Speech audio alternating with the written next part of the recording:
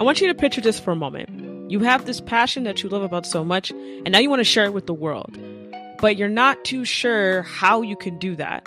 Because at the end of the day, you don't want to give up what you're so passionate about, but you also need to make a living. Quite often, a lot of us that use our passions as our business, we struggle with that. How can I push my passion so much because I love it so much, but I also need to make a living off of it? Now, one of the ways that I did that was by creating a business plan. I'm going to say shout out to Canva because Canva is free. I paid the subscription for a year, but in the beginning, I wasn't paying a damn dime. It is free. You can use many templates to create your own business plan. I would suggest you grab out a sheet of paper, you write out what your target audience is, which takes research. You write out who it is that is your avatar. Do you want a niche down? What niche is it? And what is your passion? How is it affecting someone's life? Is it changing? Is it alternating? Is it making it better? Like, what are you adding? By having a business plan, it's a roadmap for you to stick by.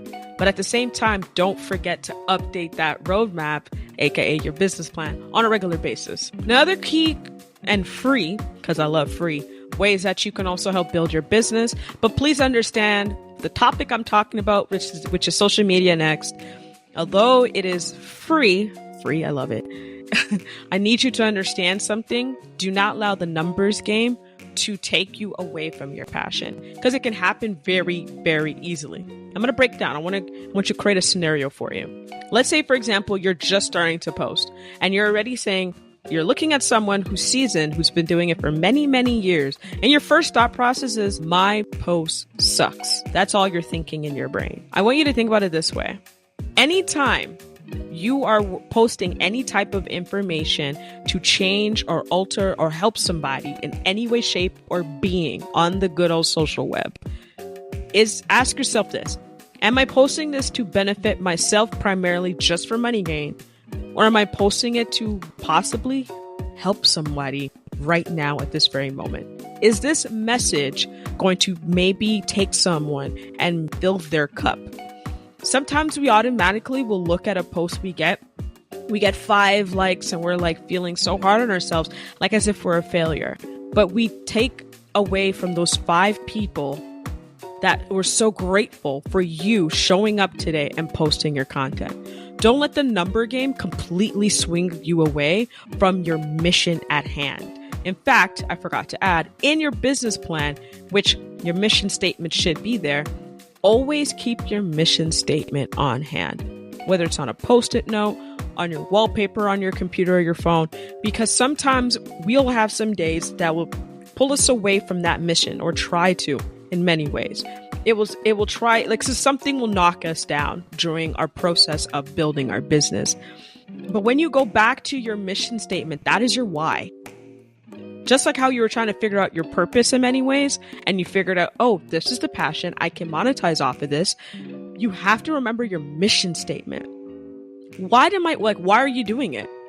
Are you doing it just for thousands of people to take in your content? Or are you doing it for possibly just 5 people that are like, thank you? Don't let the social media game try to remove you and change your path of why you're doing it in the first place. And it'll try. It will try, but the numbers are just numbers. These are souls. These are human beings. And don't forget that.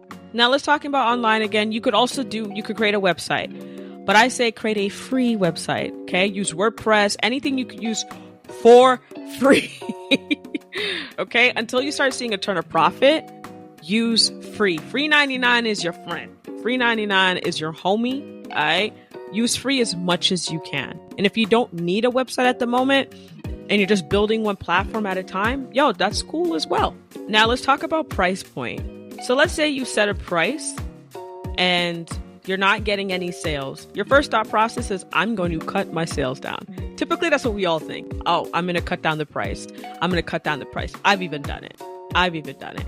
Can I tell you something? There's someone out there that will pay the price point you're setting. Now, I'm not going to sit there and say, like, charge someone like $50,000 for like 30 minutes. Like, that's just, I would never charge someone $50,000, 30 minutes of a session. Personally, I wouldn't do it. Ethically, I can't. I just wouldn't be able to sleep at night.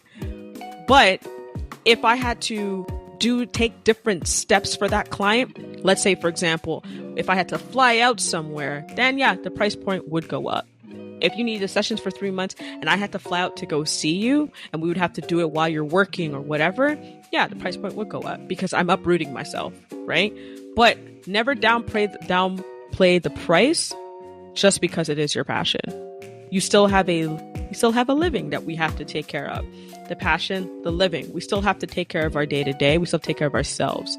As much as we love to do it for free, unfortunately, that can lead us to being not very happy because we still got to take care of ourselves. So although you're thinking about pursuing your passions and trying to monetize off of it, here's a couple things you also need to keep in mind. It can open up and shift your entire world. You can start feeling excited about actually doing that type of work.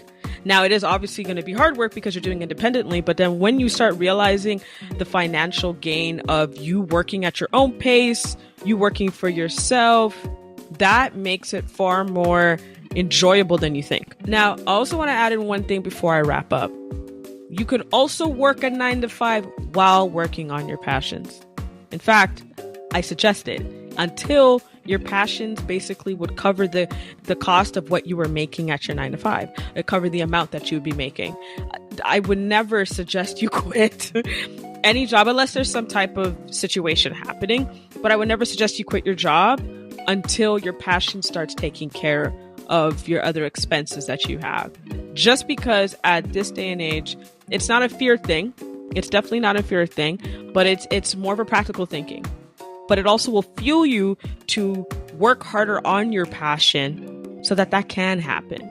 It would actually fuel you to take the necessary steps so that you can have that type of freedom. I hope you learned something from this video. And if you did, go ahead and click that like button. And if you haven't already, click the subscribe button so you never miss the next video just like this one. And as always, y'all, walk with peace and walk with love.